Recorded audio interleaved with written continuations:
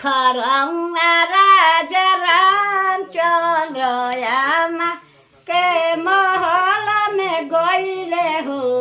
ए आमा मोर धनी दर्द व्याकुल तोहरा के चाहेली हो।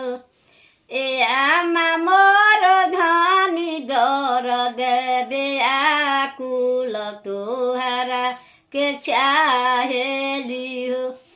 बोलिया तो ए बबुआ बोले लो बोल ही न जाने लो हो।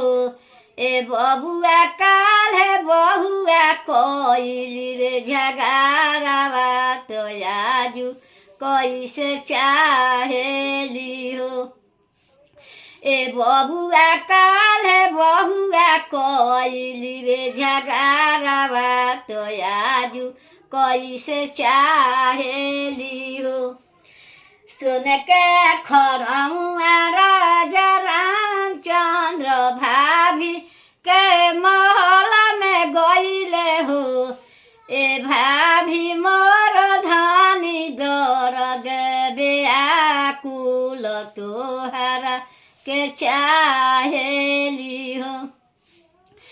बोलिया तो ए देवर बोलीले बोल ही न जानीले हो। ए देवर काल्हे गोतिन कोइली रे झगारावा तो आजू कैसे चाहेली हो।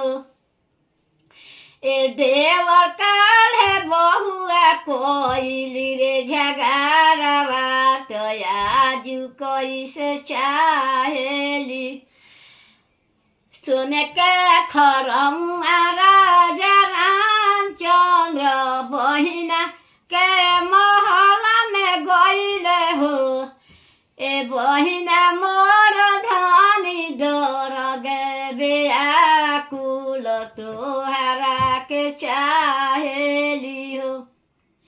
बोलिया तो ए भैया बोले लो बोल ही न जाने लो हो। ए भैया मोर भाभी कोइली रे झगारावा तो आजू कैसे चाहेली हो। ए भैया काल्हे भाभी कोइली रे झगारावा तो आजू कैसे चाहेली हो। लौट दे हुए